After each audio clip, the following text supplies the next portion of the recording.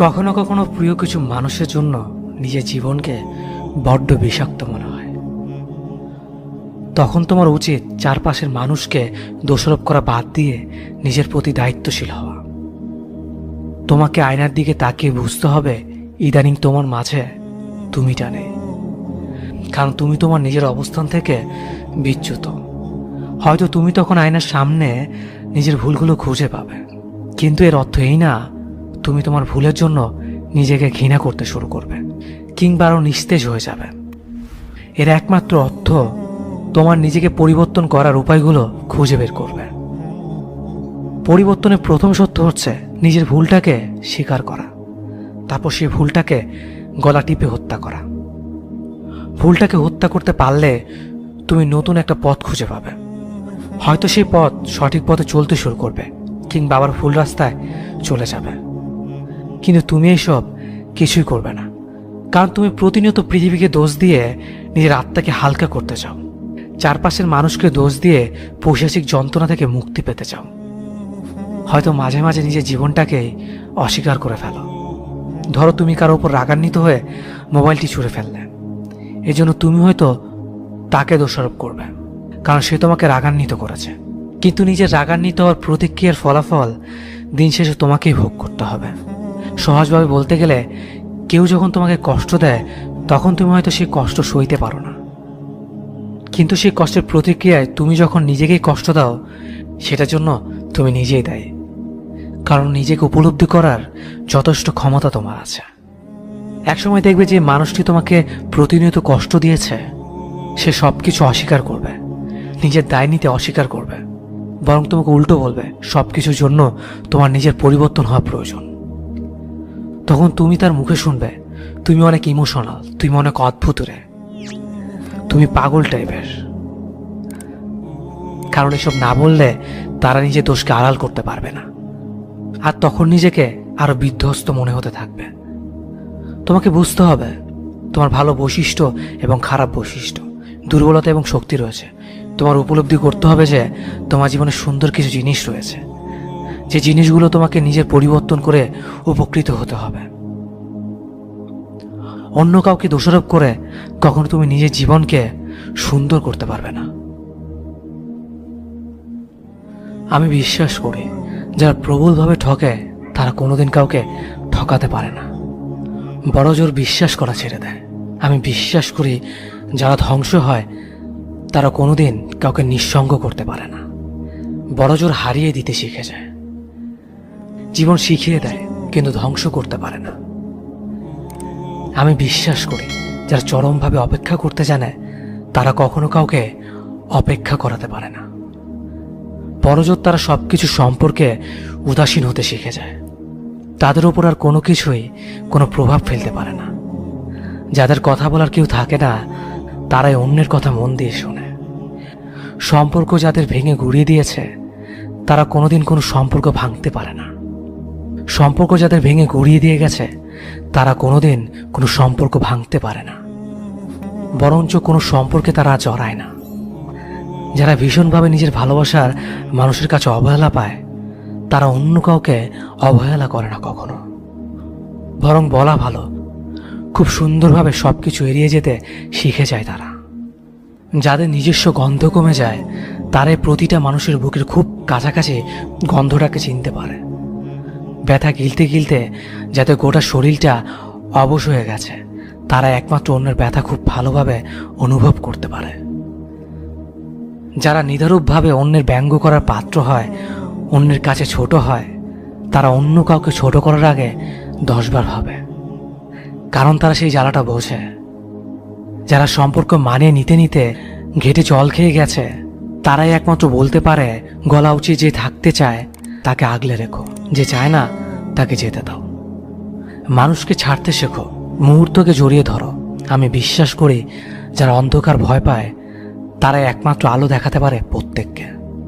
এই ব্যথা গিলে খাওয়াতে, শোকের উদযাপন, বারবার ঠকে যাওয়াতে, যন্ত্রণা সহ্য করাতে, অন্য কারো দুঃখ ভাগ করে নেওয়াতে একটা নিষ্ঠা থাকে, একটা সততা থাকে, একটা অহংকার থাকে, নিজের কাছে নিজে স্বচ্ছ থাকার অহংকার, একটা জেদ থাকে, একটা পবিত্রতা থাকে।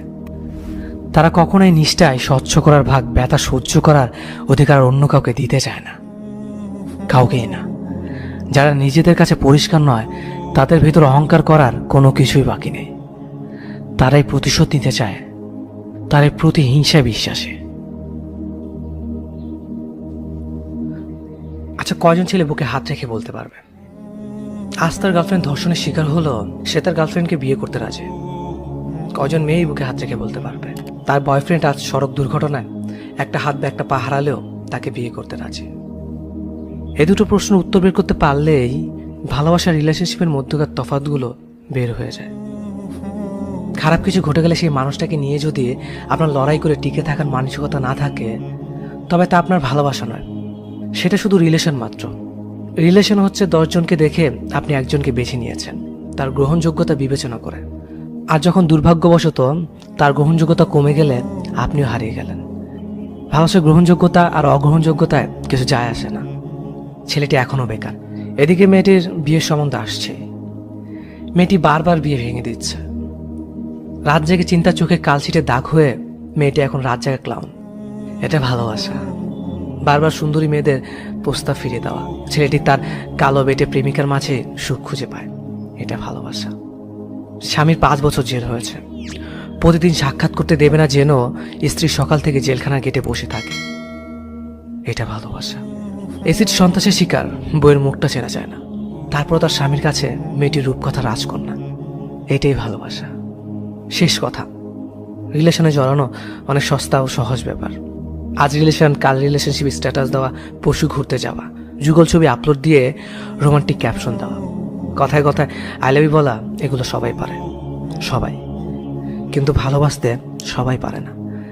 যেখানে ভালোবাসা আছে সেখানে নিজের কাছে একটা অনেস্ট কমিটমেন্ট আছে, আর তা হলো যাই হোক না কেন মানুষটাকে নিয়ে লড়াই করে অন্তত শেষটুকু দেখা। তাই আমি আপনাদেরকে বলবো, নিজের ভালোবাসার মানুষটাকে মন থেকে ভালোবাসুন, নিজের ভালোবাসার মানুষটাকে একটু বোঝার চেষ্টা করুন, দেখবেন আপনার সম্পর্কটা আরো বেশি মজবুত হয়ে গেছে। ভালো থাকুন সবাই আপনাদের ভালোবাসার মানুষটাকে নিয়ে। কোনো মেয়েকে সত্যিকার অর্থে খুব ভালো লেগে যাওয়ার পর তাকে ভালোবাসি বলার আগে ঠান্ডা মাথা চিন্তা করে দেখো তাকে শেষ পর্যন্ত ধরে রাখতে পারবে কিনা। প্রচণ্ড বিপদে মেয়েটা যদি তোমার দিকে হাত বাড়িয়ে দেয়, তাহলে সে হাত শক্ত করে ধরে রাখতে পারবে কিনা। যদি পারো দেন গো অ্যাহেড, আর যদি না পারো তাহলে ভুলে যাও। যদি সেটা না পারো তাহলে সমাজ একজন ব্যর্থ প্রেমিক পেতে যাচ্ছে, আর তুমি পেতে যাচ্ছ অসংখ্য কষ্টকর বিনোদ্র রাত আর স্বরচিত কিছু কবিতা। ভালোবাসা মানে দুজন মিলে ফুচকা খাওয়া না, একসাথে রিক্সায় ঘোরা না, একসাথে মুভি দেখা না, দুজনে লুকিয়ে লুকিয়ে চুমু খাওয়া না। এগুলো শুধুমাত্র দুজনের কাছে আসা, একজন আরেকজনের প্রতি অনুভূতি প্রকাশ করা, আর দুজন মিলে ভালো কিছু সময় কাটানো মাত্র। কিন্তু এর বাইরেও ভালোবাসার একটা অর্থ আছে, সেটা হলো দায়িত্ব। একটা মেয়েকে ভালোবাসি কথাটা বলার অর্থ মেয়েটার প্রতি তোমার যে ভালোবাসা তার দায়িত্ব তুমি নিতে যাচ্ছ।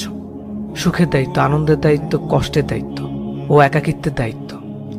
মেয়েটাকে প্রচণ্ড ভালোবাসো তুমি, তার জন্য কয়েক সকাল না খেয়ে নূপুর কিনে পায়ে পরিয়ে দিচ্ছ, কয়েক বিকাল রিক্সায় না উঠে হেঁটে যাচ্ছ টিউশনি করাতে, পায়ে হেঁটে বেঁচে যাওয়া টাকা দিয়ে গোলাপ কিনে দিচ্ছ, টিউশনির টাকায় রাতভর কথা ডুবে যাচ্ছ। খুব ভালো, কিন্তু এসবেরও শেষ আছে। এসব শেষ আরেকটা শুরুর জন্য। মেয়েটা একেবারে তোমার কাছে চলে আসতে চাইবে, তখন তার হাতটা শক্ত করে তোমাকেই ধরে রাখতে হবে। কিন্তু যদি না পারো তাহলে মেয়েটা এক আকাশ অভিমান নিয়ে তোমাকে ভালোবাসতে বাসতে আরেকজনের ঘরে চলে যাবে। তার দেহ পড়ে থাকবে অন্যের বিছানায়, আর মন পড়ে থাকবে তোমার কাছে। তোমাকে প্রতারক ভাববে। মেয়েটা তোমাকে খুব ঘৃণা করতে চাইবে, কিন্তু পারবে না। মেয়েরা যাকে সত্যিকার অর্থে ভালোবাসে তাকে কোনোভাবেই ঘৃণা করতে পারে না। আর তুমি বসে বসে কাঁদবে। তোমার সকালে না খেয়ে কিনে দেওয়ার উপর দুজনের কাটানো একলা দুপুর সবকিছুই মিথ্যে হয়ে যাবে, কিছুই করার থাকবে না। দরকার হলে একা একা থাকো, অনেক সুখে থাকবে। কিন্তু একজনকে ভালোবাসবে অথচ তাকে ধরে রাখতে পারবে না, সবচেয়ে বড় স্যাক্রিফাইস করতে পারবে না। তারপর তার সাথে কাটানো স্মৃতিগুলো নিয়ে তীব্র কষ্টে জীবন কাটাবে, সেটার কোনো মানে নেই। পরিশেষে সবাইকে একটা কথাই বলবো, জানি এত চিন্তা করে ভালোবাসা হয় না, হঠাৎ করে হয়ে যায়। কিন্তু এরপরও একটু চিন্তা করে নাও ভালো। যদি চিন্তা করতে ইচ্ছে না হয় তাহলে দিনের শেষে মেয়েটাকে ফিরিয়ে দিও না।